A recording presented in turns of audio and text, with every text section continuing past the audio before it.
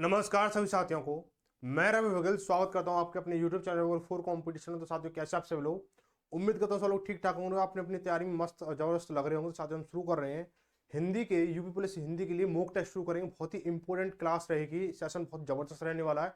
और ये जो भी क्लास रहेगी उन साथियों के लिए जो हिंदी में भी कमजोर पड़ रहे हैं, और बहुत ही इंपॉर्टेंट पार्ट रहता है यूपी पुलिस के लिए। तो इसको हम शुरू से लेकर अंत तक देखना, बहुत सारी चीजें आपको नहीं सीखने को मिलेंगी, बहुत सारी चीजें आपको बहुत अच्छी अच्छी जानकारी मिलने वाली। ठीक है, तो भाई देखेंगे, क्वेश्चन देखेंगे। आज की क्लास में 20 क्वेश्चन करेंगे, उसके बाद आने वाली क्लासों में हम 37/37 वाली क्लास करेंगे। ठीक है, तो हम देखो देखेंगे। पहला क्वेश्चन दे रखा है कि गौरव का विलोम क्या होगा। गौरव का विलोम क्या होगा। ये जो क्लास रहेगी 20 क्वेश्चनों की रहेगी। इसमें आपको बताना है कितने क्वेश्चन आपके सही जा रहे हैं, कितने नहीं जा रहे हैं। ठीक है, जिसके क्वेश्चन 20 में से अगर 20 सही जा रहे हैं ना, समझ लेना उसकी तैयारी बहुत अच्छे लेवल की है। जिसमें से आपके अगर 20 में से 15 सही जा रहे हैं तो मीडियम क्वालिटी की आपकी तैयारी है। ठीक है, मीडियम लेवल की तैयारी है। अगर आपके 15 से कम जा रहे हैं ना, समझ लेना आपकी तैयारी बहुत कमजोर है। आपका नंबर क्या बहुत मुश्किल वाला है। ठीक है, सिलेक्शन जो बहुत ही कठिनाई से होने वाला है। तो इसलिए कि आप तैयारी जोर शोर से करें, और जो क्लास है आप रेगुलर लें, और हमारे चैनल को सब्सक्राइब करें। जैसे मैथ है, आपकी हिंदी है, जिसके मॉक टेस्ट लगातार आपको डे टू डे मिलने वाले। ठीक है, तो बोले गौरव का विलोम क्या होगा। तो आपके सामने 4 ऑप्शन दे रखे हैं: शर्म, लाघव, हेयत, हीनता। तो देखो, पहली बात करें शर्म का जो विलोम है, शर्म का जो विलोम है शर्म, शर्म का विलोम ऑप्शन नंबर एक की बात करें, शर्म का विलोम क्या होगा, बेशर्म होगा। शर्म का विलोम क्या होगा, बेशर्म होगा। बेशर्म होगा, शर्म का विलोम क्या होगा, बेशर्म होगा। ठीक है, वही बात करें दूसरे की, लाघव। भाई पहला ऑप्शन शर्म हो गया, दूसरा ऑप्शन क्या, लाघव। लाघव, लाघव का क्या होगा भाई, लाघव का होगा गौरव। ठीक है, लाघव का क्या होगा, गौरव होगा। लाघव का विलोम क्या होगा, गौरव होगा। गौरव होगा। वही बात करें तीसरे नंबर की, हेयत। हेयत, तीसरे क्या, हेयत। हेयत, हेयत के लिए कोई शाब्दिक अर्थ कोई सही नहीं है। ठीक है, इसका विलोम नहीं होता है। ठीक है, वही बात करें हीनता, ऑप्शन नंबर चौथा है हीनता। बहुत ही सुपर फास्ट रिवीजन होने वाला है ये। इसको आप रिवीजन ही बोल सकते हो, मॉक टेस्ट भी बोल सकते हो, आप जो उचित लगे वो आप बोल सकते हो। मेरी तरफ से क्या है, मॉक टेस्ट और सुपर फास्ट रिवीजन पूरे सिलेबस का हिंदी का एक वीडियो के माध्यम से कराने वाला हूँ। इसलिए कि आपको जुड़े रहें, अंत तक बने रहें। आपको बहुत सारी चीजें ऐसी पता चलेंगी, इन चीजों को इन तरीके से सोचा जा सकता है। ठीक है, तो क्या है हमारा हीनता। हीनता क्या होता है, हीनता। हीनता का विलोम क्या होता है भाई, हीनता क्या है, हीनता क्या है, कुछ छोटेपन वाली बात है ना। हीनता, उसके मन में कट छोटी हीनता है, उसके मन में हीनता आ गई, तो हीनता का विलोम क्या होगा, बड़प्पन होगा। क्या होगा, बड़प्पन। बड़प्पन होगा। ठीक है भाई, अब बात करें क्वेश्चन को, अगर देखें ध्यान से कि गौरव का विलोम क्या होगा, तो शर्म जो है किसका विलोम है, बेशर्म का विलोम है। लाघव किसका, गौरव का। तो ये ऑप्शन नंबर दूसरा सही हो जाएगा। ठीक है, ऐसे हम क्या सभी ऑप्शनों को डिटेल में बात करते रहेंगे, और धीरे धीरे क्या बहुत सारी चीजें सीख जाएंगे, उम्मीद है। ठीक है, आगे देखें आगत का विलोम क्या होगा। आगत का विलोम क्या होगा, जिन बच्चों को आंसर पता वो कमेंट करके बताते रहे, और जिनको नहीं पता वो सीखते रहे। ठीक है, आगत का विलोम क्या होगा। तो देखो, बात की गई 4 ऑप्शनों की। पहला ऑप्शन दे रखा अनागत। अनागत का पहले अगर ऑप्शन की बात करें, अनागत का अगर विलोम देखें, अनागत क्या होगा भाई, अनागत का विलोम क्या होता है, आगत होता है। अनागत का विलोम क्या होता है, आगत होता है। क्या होता है, अनागत का विलोम क्या होता है, आगत होता है। ठीक है, वही बात करें और ऑप्शनों की, तो बोला विगत। विगत का विलोम क्या होगा भाई, आपसे बोला है विगत। अगर आपको मान लो ऑप्शन क्वेश्चन में विगत ही आ गया, ठीक है, क्या आ गया, विगत आ गया, तो विगत यानी विगत परीक्षाओं। विगत परीक्षा बोल रहे, विगत परीक्षा में आए हुए सवाल है ना, विगत वर्षों में। तो विगत का मतलब क्या होगा, विगत का विलोम क्या होगा, आगामी, यानी आगामी। ऐसे बोला था ना, प्रीवियस लगा लो, या विगत परीक्षाओं वाले पेपर लगा लो, इस तरह से। ठीक है, आगे है तथागत। तीसरे का तथागत। तथागत, ठीक है, तथागत क्या होगा, यथागत हो जाएगा। तथागत। ठीक है, इसके बाद में क्या है, स्वागत। ऑप्शन में स्वागत। स्वागत का क्या होगा, स्वागत यानी स्वागत करना, आप लोगों को स्वागत हो रहा है, उसका विलोम क्या होगा। उसका विलोम बोल दोगे आप, तिरस्कार बोल दोगे, अनादर बोल दोगे ना। तिरस्कार क्या हो जाएगा, तिरस्कार हो जाएगा। तिरस्कार, ठीक है, तिरस्कार। ठीक है, चीजें समझ आए। तो इसलिए आपका ऑप्शन कौन सा सही होगा, आपका ऑप्शन सही होगा आपका आगत का विलोम क्या होगा, अनागत होगा। आगत का विलोम क्या होगा, अनागत हो जाएगा। ठीक है भाई, ठीक है भाई, अब आगे बढ़ते क्वेश्चन नंबर 3 को देखेंगे। बोला बलराम का पर्यायवाची क्या होगा। बलराम का पर्यायवाची क्या होगा। ठीक है भाई, बलराम का पर्यायवाची क्या होगा। कुछ बच्चे इस पर क्या करेंगे, सीधा सीधा बला हक लगा देंगे। बला हक इस पर सही लगाएंगे। पहला दे रखा बलभद्र दे रखा, दूसरा प्रजापति दे रखा, तीसरा यशस्वी दे रखा है, तीसरा चौथा बला हक दे रखा है। ठीक है भाई, तो पहला जो दे रखा बल हक, बलभद्र। ठीक है, बलभद्र। बलभद्र की अगर पर्यायवाची की बात करें, बलभद्र के पर्यायवाची कौन कौन से होते हैं, ठीक है, इसके बाद थोड़ी बाद में बात करेंगे। दूसरा देखें प्रजापति। प्रजापति, प्रजापति का पर्यायवाची क्या होगा, प्रजापति का पर्यायवाची होता है भाई, प्रजापति का होता है विधाता। क्या होता है, विधाता। विधाता, ठीक है, विधाता होता है। ईश्वर होता है, ईश्वर होता है, और भगवान होता है। ठीक है, ये क्या है, भगवान के पर्यायवाची, प्रजापति के पर्यायवाची। तीसरे की बात करें, तीसरी यशस्वी। यशस्वी, यशस्वी। तो यशस्वी का पर्यायवाची क्या होगा, यशस्वी पर्यायवाची कीर्तिमान होगा। क्या होगा, कीर्तिमान हो जाएगा ना, कीर्तिमान हो जाएगा, कीर्तिमान हो जाएगा। ना, मशहूर हो जाएगा, मशहूर, है ना, मशहूर, यानी यशस्वी हो रहे हो भाई, मशहूर हो रहे हो। इसका मतलब Balahak, Balahak, question number, option number 4, Balahak. Balahak की बात करें, बलाहक का पर्यायवाची क्या होता है? बलाहक का पर्यायवाची, ये बलाहक किसका पर्यायवाची? ये बादल का पर्यायवाची किसका है? बादल का है। बादल, बादल, मेघ, है ना। तो अगर बात करें, आप देखो जो बच्चे बलाहक पे टिक करना चाह रहे थे उनका ऑप्शन यही के यही क्वेश्चन गलत हो जाता है, 2.5 नंबर चला जाता है यहाँ पे, ठीक है। तो बात करें इसकी, जो इसका पर्यायवाची देखो ये है नहीं है, यशस्वी भी नहीं है, प्रजापति भी नहीं, तो बलभद्र होगा। तो बलभद्र को और किस किस नामों से जाना जाता है? जैसे बलराम, बलराम, बलराम, है ना, बलराम, हलधर, हलधर, ठीक है। और बलराम, हलधर, बलदेव, किसका? बलदेव। ये सब किसके हैं? बलराम के पर्यायवाची हैं, ठीक है भाई। अगले क्वेश्चन की बात करें, क्वेश्चन नंबर 4 देखेंगे। ऊहा पोह का पर्यायवाची है, ऊहा पोह का पर्यायवाची है। बहुत ही अच्छे अच्छे क्वेश्चन है आप लोगों के लिए। आप ये सोच लो कि कंपटीशन इतना हाई होने वाला है, क्योंकि जो सीटों की संख्या ना बेटा, आपके बार ऐतिहासिक मामला रचने वाला है इस भर्ती का भी। इसको जो जैसे वैकेंसी निकली, ऐतिहासिक वैकेंसी निकली यूपी के अंदर, ऐसे ही आपको क्या सीट फॉर्म भरेंगे वो भी ऐतिहासिक भरेंगे, जो सिलेक्शन होगा वो भी ऐतिहासिक बच्चों का ही होने वाला है। इसलिए आपकी तैयारी को अपना मजबूत बनाए रखें, क्लासों को डेली लें, पूरी क्लास, पूरी क्लास देखें, ताकि जो जो और बच्चों से जो आप थोड़ा आगे निकल सको, ठीक है। और वीडियो को शेयर जरूर करो, ताकि जो और बच्चे हैं ना अपने सगे संबंधियों, साथियों के साथ में शेयर जरूर करें, ताकि उनका भी थोड़ा बहुत भला हो जाए। बोला ऊहा पोहा पर्यायवाची क्या होगा? ऊहा पोहा का पर्यायवाची क्या होगा, ठीक है। तो पहला ऑप्शन, अगर ऑप्शन की बात करें, पहला निश्चित, निश्चित या निश्चय, निश्चित, निश्चित का पर्यायवाची क्या होगा? निश्चित का पर्यायवाची क्या होता है? निश्चित का मतलब क्या होता है? जो चीज निश्चित हो, क्या हो? दृढ़ हो, क्या हो? दृढ़ हो, तय हो, फिक्स हो, है ना, फिक्स हो, क्या हो? पक्की हो, ठीक है, पक्का हो, यानी पक्की बात है, एकदम पत्थर की लकीर है, ठीक है। ये क्या निश्चित हो गई। इसके बाद बात कर असमंजस की। दूसरा असमंजस, असमंजस का पर्यायवाची क्या होगा? असमंजस, असमंजस का पर्यायवाची क्या होगा? अगर पेपर में ये पूछ ले जाएगा असमंजस का पर्यायवाची क्या होगा, तो आप क्या बोलोगे? ऊहा पोह, ऊहा पोह, ऊहा पोह, ठीक है। अस्त व्यस्त, अस्त व्यस्त किसका पर्यायवाची? असमंजस का पर्यायवाची है, अस्त व्यस्त, अस्त व्यस्त, ये एक ही शब्द है, अस्त व्यस्त, ठीक है, ठीक है। असहज, असहज, किसका? असहज किसका है? असहज किसका है? असहज किसका है? इसका ही पर्यायवाची, असमंजस का, ठीक है। वही बात कर अभिभूत की, अभिभूत, ऑप्शन नंबर तीसरा, अभिभूत, अभिभूत। अगर आपके सामने ये अभिभूत आ जाए कि अभिभूत का पर्यायवाची क्या होगा, तो आप क्या बताओगे? अभिभूत का पर्यायवाची क्या होगा? अभिभूत यानी किसी चीज में रम गया है, किसी चीज के अंदर बस गया है, ठीक है। तो क्या बोलेंगे इसको? मुग्ध हो गया है, क्या हो गया? वो मुग्ध हो गया है, मुग्ध हो गया है। और क्या बोलेंगे इसको? भाव विभोर हो गया है, क्या होगा? भाव विभोर, ठीक है। तो अभिभूत का पर्यायवाची क्या होगा? मुग्ध होगा, भाव विभोर होगा, भाव विभोर, ठीक है, भाव विभोर। आगे बात कर व्याग्रता, ऑप्शन नंबर चौथा, व्याग्रता, व्याग्रता, ठीक है, व्याग्रता। तो व्याग्रता पर्यायवाची क्या होगा? जैसे व्याग्रता है ना, इसके अंदर बहुत ही बड़ी व्याग्रता है, यानी बहुत बड़ा उतावलापन है, बहुत ही बड़ी चंचलता है, बहुत बड़ी व्याकुलता, बहुत बड़ी अशांति है। क्या हो जाएगा? व्याग्रता का मतलब उतावलापन, ठीक है, उतावला, उतावला, उतावला, है ना।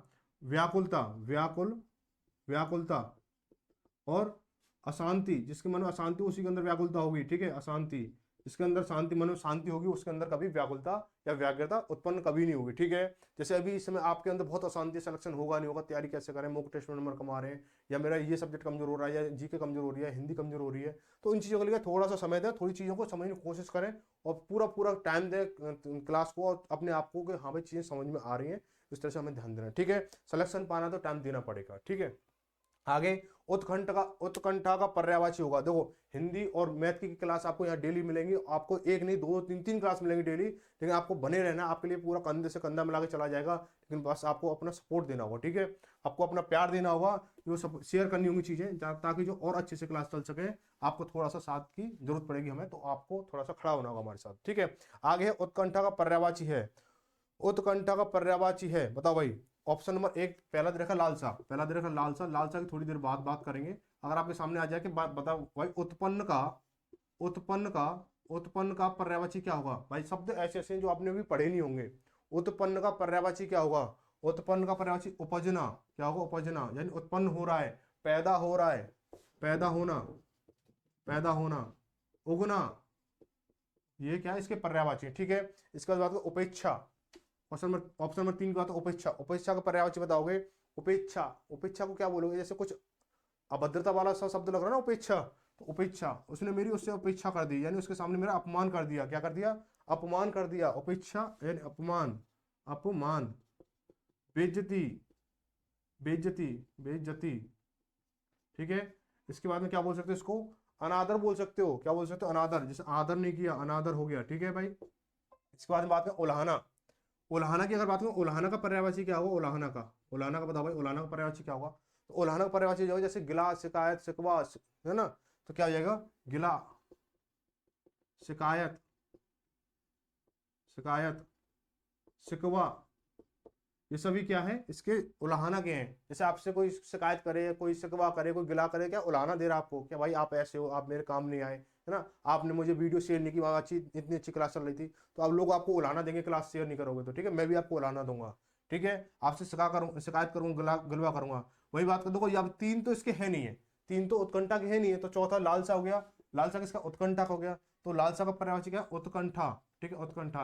अगर उत्कंठा के अलावा और कोई शब्द पूछ लिया कि भाई बताओ क्या होगा, इसका तृष्णा हो जाएगा, क्या हो जाएगा, तृष्णा, तृष्णा, तृष्णा, ठीक है, तृष्णा हो जाए, तृष्णा भी, तृष्णा का भी लालसा ही है, ठीक है, लालच हो जाएगा, क्या हो जाएगा, लालच हो जाएगा, लालच, ठीक है, लालच हो जाएगा, ठीक है, लालच।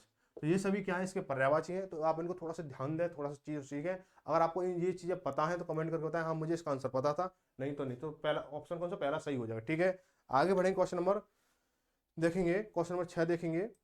बोला है खोदा पाड़ निकली चुईया का अर्थ क्या है, खोदा पाड़ निकली चुईया, बताओ भाई, पहाड़ खोद कर चूहा निकालना, ये भाई ये तो भाई ये क्या है, लोकोक्ति मुहावरे हैं, लोकोक्ति मुहावरे, खोदा पहाड़ निकली चूहा, तो पहाड़ खोद कर चूहा निकालना, ये तो कोई सटीक उसका नहीं बैठ रहा है, ठीक है। अब बोला कम परिश्रम लाभ थोड़ा, भाई कम परिश्रम करोगे तो लाभ थोड़ा ही मिलेगा, सीधी सीधी बात है, ज्यादा परिश्रम करोगे ज्यादा लाभ मिलेगा, बहुत परिश्रम बहुत लाभ, ये भी सही बात है, इसके लिए कोई, उसके लिए ऊपर कोई कहावत नहीं बनेगी, ठीक है। आगे क्वेश्चन नंबर 4, ऑप्शन नंबर 4 है, परिश्रम बहुत लाभ बहुत ही थोड़ा, परिश्रम बहुत लाभ बहुत ही थोड़ा, जैसे क्या है, आप परिश्रम बहुत करो, लाभ बहुत थोड़ा हो रहा है, ठीक है। जैसे मैं हूँ, परिश्रम आप लोगों के लिए बहुत कर रहा हूँ, लेकिन आप उसके लिए मतलब फायदा नहीं करा रहे हो, आप वीडियो शेयर नहीं कर रहे हो ना, लोगों के पास बता नहीं रहे हो, ठीक है। क्लास यहाँ अच्छी क्लास चल रही है, तो क्या इसके लिए क्या होगा, सही सटीक क्या होगा, इसका आंसर क्या होगा, खोदा पहाड़ निकली चुईया का अर्थ क्या है, कि परिश्रम बहुत लाभ बहुत ही थोड़ा, ठीक है भाई, ऑप्शन नंबर चौथा सही हो जाएगा। आगे बढ़ेंगे, आगे बोला गया है कि चौथ का चांद होना मुहावरे का क्या अर्थ है, कि चौथ का चांद होने का मुहावरे का अर्थ है कि किसी के लिए अशुभ होना, किसी के लिए अब अशुभ होना, या किसी के लिए शुभ होना, ठीक है, या चौथ में चंदा वसूल करना, चौथ का चांद सुंदर होता है, तो देखो चौथ का चांद सुंदर होता है या नहीं होता, इससे तो हमको मतलब है नहीं है, ठीक है, ये तो ऑप्शन गलत हो जाएगा। चौथ में चंदा वसूल करना, ये कोई कहावत नहीं हो रही, चौथ का चांद होना, तो चौथ के लिए शुभ होना, किसी के लिए शुभ होना, या किसी के लिए अशुभ होना, तो चौथ का चांद होना यानी किसी के लिए अशुभ होना, ऑप्शन नंबर पहला सही होगा इसके लिए, क्वेश्चन नंबर 7 के लिए। आगे बढ़ेंगे, जिन जिन के ऑप्शन जो है सवाल सही जा रहे हो ना, ईमानदार के साथ कमेंट करना कि बीच में से इतने सही हुए हैं, नहीं बेटा ध्यान रखना आपको ना, बस छोड़ो इसको, ठीक है। नेह चेष्ट का संधि क्या हुआ, नेह चेष्ट का संधि क्या हुआ, ठीक है, नेह चेष्ट का संधि क्या हुआ भाई, नेह चेष्ट का मतलब देखो, नेह, नेह चेष्ट, नेह चेष्ट का संधि क्या होगा, नेह चेष्ट का संधि क्या होगा भाई, पहले ये सबसे पहले बात करें, नेह चेष्ट में संधि, संधि क्या होगा, यानी संधि क्या होगा, इसको जो संधि करेंगे, ये क्या संधि विच्छेद दे रखा है, ये क्या संधि विच्छेद दे रखा है, यानी इसका मतलब ये है नेह प्लस चेष्ट, ठीक है, नेह प्लस चेष्ट है, तो इसका संधि संधि करोगे तो क्या होगा, इसमें विसर्ग का क्या हो जाएगा, लोप हो जाएगा, लोप हो जाएगा, और क्या बन जाएगा, आधा सा बन जाएगा, तो निश्चेष्ट, निश्चेष्ट हो जाएगा, ठीक है, निश्चेष्ट हो जाएगा, ठीक है, निश्चेष्ट हो जाएगा। अब आपसे बोला जाए कि निश्चेष्ट में कौन सी संधि है, तो इसमें कौन सी संधि है, इसमें विसर्ग संधि है, कौन सी है, विसर्ग संधि है, विसर्ग संधि है। यही बात की जाए संधियों के प्रकार कितने हैं, तो संधि के 3 प्रकार हैं, कौन से, पहला ये स्वर संधि है, स्वर, स्वर संधि, दूसरा व्यंजन संधि, व्यंजन संधि, तीसरा है आपका विसर्ग संधि, विसर्ग संधि, बस यही होगा। और इससे आज ज्यादा डीप पूछेगा तो स्वर संधि कितने प्रकार होते हैं, 5 प्रकार होते हैं, ठीक है, आप इनको थोड़ा बहुत पढ़ लेना, थोड़ा बहुत संधि में इतना ही ज्यादा पूछा जाएगा, ठीक है। लेकिन इनको ना जो शब्द है संधि विच्छेदों के, जो मतलब आपको एग्जाम्पल जो दे रखे होते हैं, आपने जो भी किताब पढ़ रहे हो उसमें एग्जाम्पल होंगे, उनको बड़ा ध्यान से पढ़ना, जैसे महाजन है ना, महाजन हो गया, महोत्सव हो गया, सदैव हो गया, या इस तरह से एग्जाम्पल जो होते हैं उनको ज्यादा से ज्यादा पढ़ना, आराम से संधि क्लियर हो जाएंगी, और बाकी प्रैक्टिस में कराता रहूंगा, ठीक है। आगे क्या है, सूरज का तत्सम शब्द क्या है, सूरज का तत्सम शब्द क्या है, सूरज का तत्सम शब्द क्या है, यानी सूरज का तत्सम शब्द क्या है, तो सूरज कैसा शब्द है ये बताओ, सूरज कैसा शब्द है, तो सूरज जो है तद्भव शब्द है, ठीक है, सूरज क्या है, तद्भव शब्द है, आपको ये बताओ कि ठीक है, सूरज जो है तद्भव शब्द है, ठीक है, तो तद्भव, तत्सम, तत्सम व तद्भव, तद्भव में क्या अंतर होता है, यानी जो शब्द संस्कृत में ज्यों के त्यों प्रयोग में किए जाते हो, ज्यों के त्यों प्रयोग किए जाते हैं, वो तत्सम शब्द होते हैं। जो शब्दों को थोड़ा बहुत चेंज करके, थोड़ी बहुत रूपांतरित करके उनको हिंदी में या किसी अन्य भाषा में प्रयोग किया जाता हो, वो क्या तत्सम सॉरी तद्भव शब्द हो जाते हैं, तद्भव हो जाते हैं। ठीक है, तो सूरज, सूरज, सूरज को हम इंग्लिश सॉरी संस्कृत में क्या बोलेंगे? सूरज को संस्कृत में बोलेंगे सूर्य। क्या बोलेंगे? सूर्य। तो सूर्य का ही तो सूरज होगा, तो ऑप्शन नंबर कौन सा हो जाएगा? सूर्य। ऑप्शन नंबर ए सही हो जाएगा। सूर्या, सूर्य, सूर्य, ये तो सब क्या, ये मतलब गलत शब्द है। ठीक है, आगे देखें क्वेश्चन नंबर 10 देखेंगे। बोला किस शब्द की वर्तनी सही है? किस शब्द की वर्तनी सही है? देखो ये अंतरराष्ट्रीय एक शब्द है, उसमें आपको वर्तनी बतानी कौन सी वर्तनी सही है। ठीक है, तो इसमें मैं बताऊं आपको कि देखो जो अंतरराष्ट्रीय, अंतरराष्ट्रीय देखो दो ऑप्शन है, इसमें दो ऑप्शन सही है, बिल्कुल सही है। तो देखो जो है अंतरराष्ट्रीय, अंतरराष्ट्रीय ऑप्शन नंबर पहला, ठीक है, अंतरराष्ट्रीय। और दूसरा ऑप्शन है अंतरराष्ट्रीय, अंतरराष्ट्रीय। ये दोनों ही ऑप्शन सही है। अगर आपको अंतरराष्ट्रीय ऐसा लिखा है तो ये भी सही होगा, अंतरराष्ट्रीय ऐसा लिखा है तो ये भी सही होगा। इससे ध्यान रखना कि अंतरराष्ट्रीय में बहुत सारे आपको अंतरराष्ट्रीय होगा, आशीर्वाद हो गया, इसमें बहुत सारी कंफ्यूजन होती है। ठीक है, तो अंतरराष्ट्रीय जहां पे भी आपको ऐसा दिखाया तो ये दोनों ऑप्शन सही हो जाएंगे। तो इसलिए पहला और दूसरा दोनों सही होंगे। इसमें क्या ये जो आपका जो क्वेश्चन है ये आपके लिए क्या होगा? दोनों ऑप्शन सही होंगे, पहला और दूसरा। ठीक है, आगे बढ़ेंगे, क्वेश्चन नंबर 11 देखेंगे। सही शब्द का चयन करें। पारिणति, परिणति या परिणति या पारिणति, कौन सा शब्द सही होगा? तो इसके लिए क्या होगा? देखो बेटा पारिणति, परिणति, तो परिणति ये शब्द सही हो जाएगा। ऑप्शन नंबर तीसरा सही होगा, ऑप्शन नंबर तीसरा सही हो जाएगा। देखो पहला दूसरा तीसरा, पहला दूसरा और चौथा ये तो गलत होता है। देखो साफ साफ दिख रहा है परिणति, परिणति बोलने में फील होता है, बोलने में क्या फील होता है, बोल के देखो परिणति, ये क्या फील कराएगा कि आप लोग क्या सही बोल रहे हो गलत बोल रहे हो। ठीक है, आगे देखो क्वेश्चन नंबर 12 देखेंगे कि शेखर एक जीवनी उपन्यास के लेखक कौन है? शेखर, शेखर एक जीवनी है, उस उपन्यास है, उसके लेखक कौन है? ठीक है, तो रांगे राघव, अज्ञेय, यशपाल, भीष्म साहिनी। ठीक है, भीष्म साहिनी बताओ भाई। इसका जो अगर आपको ऑप्शन बता दो, इससे भी ना आपको एक दो कम से कम दो क्वेश्चन मिलेंगे आपको, एक कविता और एक मतलब रचना या किसी भी चीज से दो आपको कम से कम राइटर पूछेगा। ठीक है, लेखक पूछेगा। तो इसका जो आंसर होगा वो अज्ञेय हो जाएगा, अज्ञेय, यानी ऑप्शन नंबर 3 हो जाएगा। तो ये अज्ञेय क्या है? अज्ञेय जो है एक पूरा नाम नहीं है, एक सरनेम है। सरनेम किसका, किसका सरनेम है? सच्चिदानंद, सच्चिदानंद हीरानंद, सच्चिदानंद हीरानंद वात्यासन अज्ञेय। ठीक है, तो इनका पूरा नाम क्या है? अज्ञेय का पूरा नहीं है क्या, सरनेम है इनका। तो सच्चिदानंद हीरानंद वात्यासन अज्ञेय इनका पूरा नाम है। इनकी एक रचना है, एक उपन्यास है, उसका नाम क्या है? शेखर। ठीक है, शेखर एक जीवनी। ठीक है, शेखर एक जीवनी जो उपन्यास है, किसने लिखा है? सच्चिदानंद हीरानंद व्यासन वात्यासन अज्ञेय ने लिखा है। इनको जो पूरा नाम ना दिखा के आप अज्ञेय दे देते हैं, ठीक है, आजकल। ठीक है, अगर पता चले आपको कहीं पे शॉर्ट में दे दिया सच्चिदानंद दे दिया, आपने बोला भाई सर जी आपका क्वेश्चन तो फंस गया कि शेखर एक जीवनी किसके उपन्यास के लेखक कौन है, ऑप्शन तो क्वेश्चन तो फंस गया, लेकिन क्या हमें ऑप्शन नहीं मिले भाई। यहाँ पे मान के चलो ऑप्शन में सच्चिदानंद दे दिया और मैंने बताया अज्ञेय बताया, तो ये भी आपको पता होना चाहिए अज्ञेय जो सरनेम है किसका है? सच्चिदानंद हीरानंद वात्स्यासन का, वात्स्यासन अज्ञेय का सरनेम है। ठीक है, आगे बात करेंगे, क्वेश्चन नंबर 13 की बात करें। यामा की रचयिता कौन है? यामा की रचयिता कौन है? बहुत ही बार पूछा जाने वाला क्वेश्चन है, बहुत ज्यादा बार पूछा वाला है, बहुत ज्यादा बार पूछा गया, रिपीटेड क्वेश्चन है, इसको ध्यान रखना। यामा, यामा के ऊपर एक मतलब वो भी मिला, पुरस्कार मिला, उसके बारे में बात करेंगे हम लोग कि यामा की रचयिता कौन है। तो यामा की रचयिता अमृता प्रीतम है, सुब्रता कुमारी चौहान है, महादेव वर्मा है, मन्नू भंडारी है। तो यामा की रचयिता कौन है? यामा की रचयिता कौन है? महादेवी वर्मा है, महादेवी वर्मा। ठीक है भाई, महादेवी वर्मा है। ठीक है, आगे बढ़ेंगे, क्वेश्चन नंबर 13 देखेंगे। बोला अपहरण में किस उपसर्ग का प्रयोग हुआ है? अपहरण में किस उपसर्ग का प्रयोग हुआ है? तो अपहरण, देखो भाई अपहरण में उपसर्ग बताना, कि आप बताना उपसर्ग बताना। तो उपसर्ग क्या कहता है? उपसर्ग ये कहता है कि उपसर्ग किसी मूल शब्द के आगे कोई शब्द कुछ जोड़ दें, यानी कुछ अन्य कुछ चीज जोड़ दें, जिससे क्या होगा, मूल शब्द से जुड़ करके वो कोई नया शब्द बनाए, तो वो उपसर्ग होता है। ठीक है, उपसर्ग क्या होता है? मूल शब्द के आगे जुड़ा होता है। और प्रत्यय क्या होता है? उसके पीछे जुड़ा होता है। प्रत्यय जो मूल शब्द के पीछे जुड़ा होता है, उपसर्ग उसके आगे जुड़ा होता है। तो अब सबसे पहले इसमें से ना एक चीज छांटना शुरू कर लो, मूल शब्द क्या होगा। मूल शब्द आपने छांटना शुरू कर दिया तो आपके प्रत्यय और उपसर्ग दोनों क्लियर हो जाएंगे। तो अपहरण में मूल शब्द क्या होगा? तो दो हरण जो है क्या मूल शब्द है? ये क्या है? मूल शब्द है, क्या है, मूल शब्द है, मूल शब्द है। तो अब क्या हो जाएगा, ये उपसर्ग हो जाएगा, क्या हो जाएगा, उपसर्ग हो जाएगा। ठीक है मेरे भाई, आगे बढ़ेंगे। अगला क्वेश्चन, उन्मेष में, उन्मेष में किस उपसर्ग का प्रयोग हुआ है, उन्मेष, उन्मेष, ठीक है। तो उन्मेष में, उन्मेष जब आप विसर्ग वगैरह पढ़ोगे, सॉरी विसर्ग नहीं, ये प्रत्युपसर्ग पढ़ोगे, तो उसके साथ में आपको संधि विच्छेद भी आपको सही से आना चाहिए, ठीक है, संधि विच्छेद भी सही से होना चाहिए। तो उन्मेष को अगर मैं खंडित करूं तो क्या होगा, उद प्लस मेष, उद धन मेष होगा, उद धन मेष होगा, ठीक है, उद धन मेष हो जाएगा।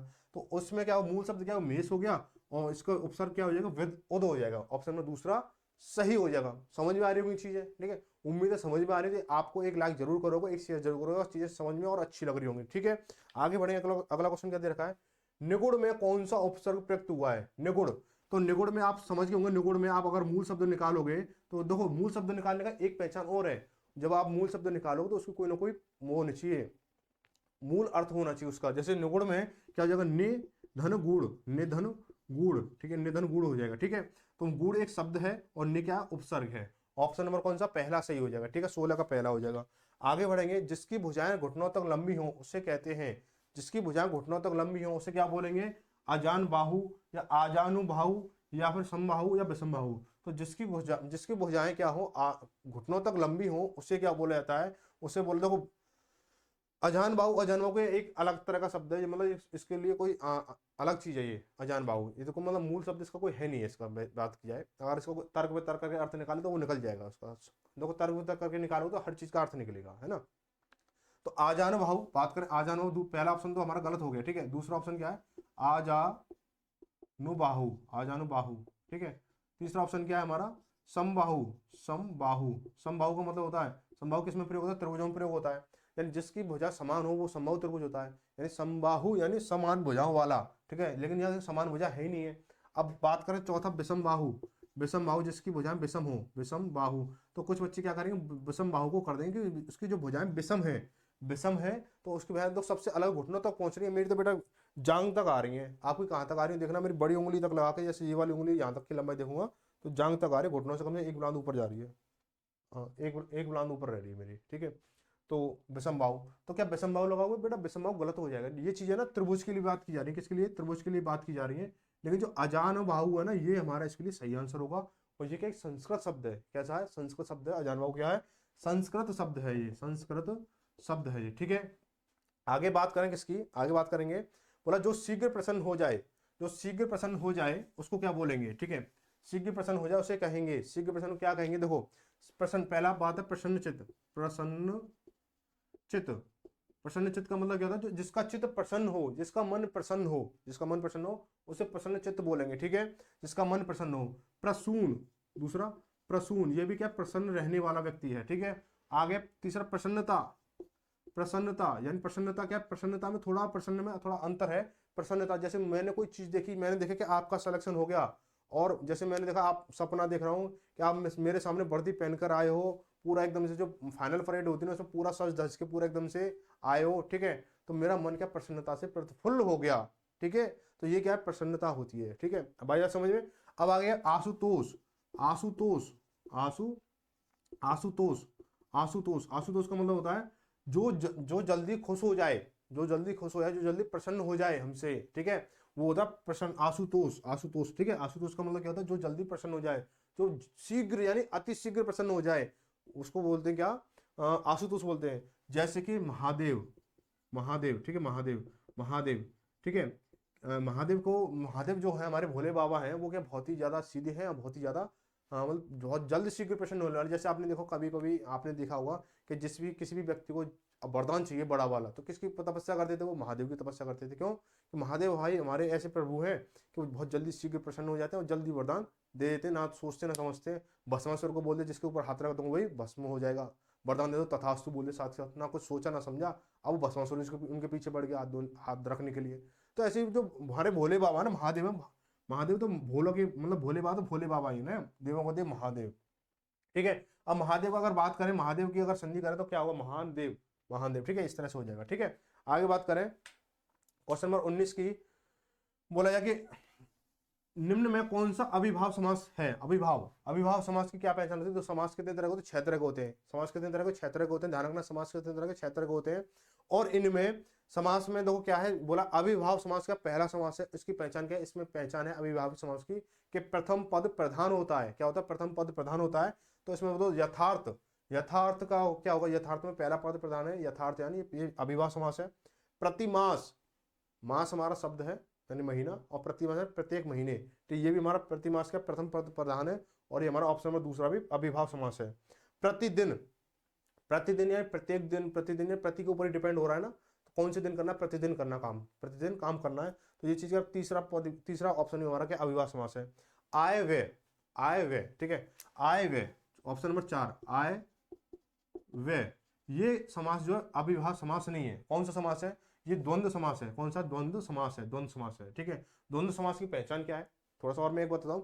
मैंने बोला हाथों हाथ, हाथों हाथ, ठीक है, दिनों दिन, दिनों दिन, रातों रात, रातों रात, ठीक है। अब यहां बात की, यहां कौन सा समास होगा, बेटे यहां भाई यहां समास होगा, अविभाव समास होगा, अविभाव, क्या होगा, अविभाव समास होगा। अब यहाँ पे देखो आप कुछ चीजें देख रहे होगे, आय व्यय, बीच में क्या है, योजक चिन्ह लगा हुआ है। योजक चिन्ह तो यहाँ भी लगा हुआ, यहाँ भी लगा हुआ, यहाँ भी लगा हुआ, लेकिन यहाँ अविभाव समास है, लेकिन यहाँ क्यों नहीं है, और यहाँ द्वंद्व समास है तो यहाँ क्यों नहीं है। तो बात करें इसकी द्वंद्व समास की परिभाषा की बात करें, तो द्वंद्व समास जो होता है कि दो शब्दों के बीच में क्या हो, योजक चिन्ह हो, और साथ ही जो दो शब्द हो वो आपस में क्या विपरीत हो, यानी विलोम होने चाहिए, ठीक है। लेकिन वही चीज अगर इसमें अविभाव में समास में, अविभाव समास में अगर अप्लाई करें, तो बीच में अगर योजक चिन्ह है और दोनों दोनों शब्द के समान है, जैसे दिनों दिन, यानी एक ही शब्द के दूसरे उद्धरण चिन्ह है, यानी उद्धरण शब्द है, यानी एक ही शब्द को लगातार बोला जा रहा है, तो क्या अविभाव समास हो जाएगा, ठीक है। तो इसलिए क्या होगा हमारा, ये चीज ना होकर के अगर आपको दिखेगा हाथों हाथ आ गया, दिनों दिन आ गया ना, दरवाजे दरवाजे दरवाजा आ गया, या फिर हाथों हाथ रातों रात, ऐसे कुछ शब्द आ जाए, मतलब लगातार रिपीटेड होने वाले शब्द, तो कौन कौन है ना, कौन कौन आ जाए, तो ये शब्द क्या अविभाव समास से जाएंगे। लेकिन जो आ जाए, जैसे माता पिता आ जाए, माता पिता आ जाए, माता पिता है ना, दिन रात आ जाए, दिन रात आ जाए, है ना, ऊपर नीचे आ जाए, है ना, तो ये सब क्या होंगे, द्वंद्व समास में जाएंगे। चीजें समझ में आ रही होंगी, ठीक है। आगे बढ़े, क्वेश्चन नंबर 20 देखेंगे। बोला इस देश में, क्वेश्चन नंबर 20 में देखेंगे, क्वेश्चन नंबर 20 क्या कह रहा है कि इस देश में हिंदी भाषा का प्रयोग लिखने व बोलने में किया जाता है। मतलब इस देश में या किस देश में हिंदी भाषा का प्रयोग बोलने व लिखने में किया जाता है, जैसे हमारे यहाँ बोलने लिखने में हिंदी भाषा का प्रयोग होता है, ऐसे किस देश में होता है, ऑस्ट्रेलिया में होता है, दक्षिण अमेरिका में होता है, पाकिस्तान में होता है, मॉरिशस में होता है। तो मॉरिशस हमारा एक ऐसा देश है, देखो मॉरिशस हमारा ऐसा देश है, मॉरिशस क्या है, मॉरिशस में हिंदी जो है बोलने बोलने व लिखने में किसका होता है, हिंदी का प्रयोग होता है, किसका, हिंदी का प्रयोग होता है, ठीक है। बहुत इंपॉर्टेंट क्वेश्चन है, ये बार बार पेपर में आया हुआ भी है, ठीक है। पिछली बार को इसमें क्या हुआ था, 49,568 में, या जेल वार्डन में आया हुआ था क्वेश्चन, था जेल वार्डन, या 49,568 में क्वेश्चन आया था, ठीक है। अगर वही बात करेंगे इसकी मॉरिशस की राजधानी क्या है, मॉरिशस की राजधानी क्या है, मॉरिशस की राजधानी बात करें पोर्ट लुई। और ये क्वेश्चन बनता तो ये क्वेश्चन ऐसे ही बन सकता कि किस ऐसा कौन उस देश की राजधानी बताइए जहां पे हिंदी और हिंदी बोलने में लिखने में प्रयोग की जाती है, उस देश की राजधानी बताइए। जिस देश में हिंदी बोलने और लिखने में प्रयोग किया जाता है उस देश की राजधानी बताइए, तो पोर्ट लुई हो जाएगा, ठीक है। तो उसकी राजधानी मॉरिशस, देश मॉरिशस है और राजधानी पोर्ट लुई है। आगे बात करेंगे क्वेश्चन नंबर 21। क्वेश्चन नंबर 21 में देखेंगे क्या दे रखा है, थोड़ा सा एक दोहा दे रखा है, उसको पढ़ेंगे, अलंकार बताना है इसमें, अलंकार कौन सा है, देखो, द्रग उर्जत टूटत कुटुम जुरत चतुर्चित प्रीति परत गांठी दुर्जन ही दई नई यह रीति। यानी इसमें बताना है असंगति अलंकार है, संध्या अलंकार है, प्रतीप अलंकार है, उत्पिष्ट अलंकार है।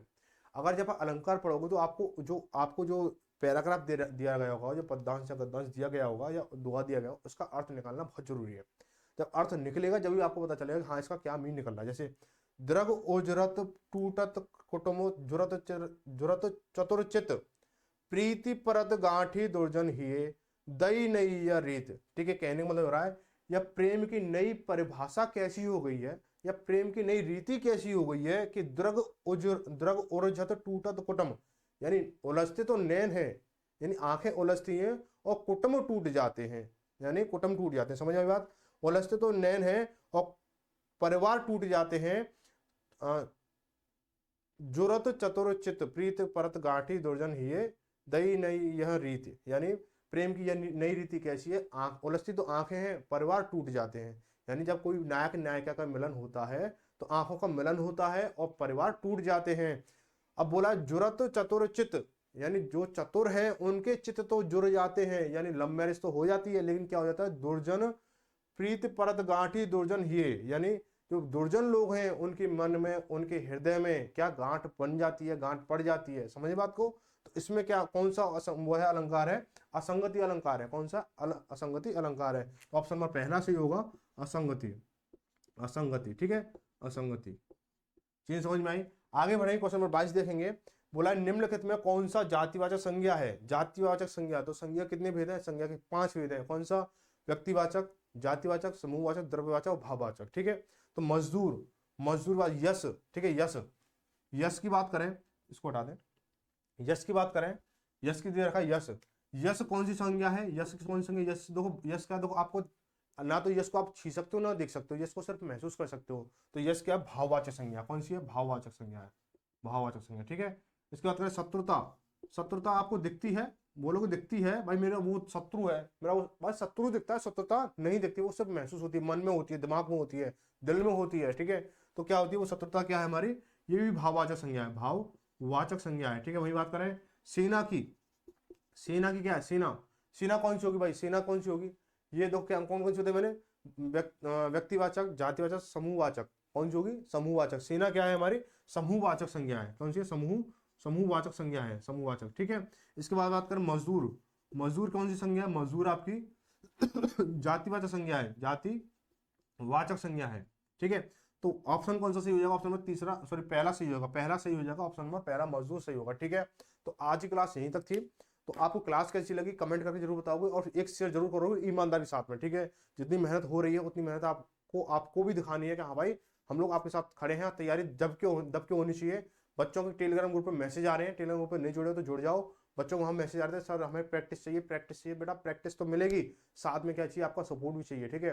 जितना मेहनत करते हैं ना, जब उसका फल मिलता है ना बेटा, और ज्यादा मेहनत करने का मन होता है। तो इसलिए क्या करें, आप जो है थोड़ा सा सपोर्ट करें, ताकि जो हमें जो है और अच्छा मेहनत करने में थोड़ा मजा आए, ठीक है। तो मिलेंगे अगली क्लास में, तब तक सभी को धन्यवाद, जय भारत, जय हिंद। और एक चीज और, ये चैनल को सब्सक्राइब जरूर कर लेना। अगली वीडियो कब आएगी कोई टाइम टेबल फिक्स नहीं, अब मैं बिल्कुल जो है आप लोगों के लिए उपस्थित हो गया हूँ कि दिन में 4 क्लास आ सकती हैं, 6 आ सकती हैं, 8 आ सकती हैं, 5 आ सकती हैं, 2 आ सकती है, 1 आ सकती है, ऐसा कोई निश्चित नहीं है, लेकिन आएगी जरूर। और हिंदी और मैथ को दबा कर इतना रिवाइज कराऊंगा, इतना रिवाइज कराऊंगा कि A to Z एक एक शब्द फंसेगा, ठीक है। शब्द फंसने तक आपको रिवाइज कराऊंगा, ठीक है। तो मिलेंगे अगली क्लास में, तो सबको धन्यवाद, जय भारत, जय हिंद।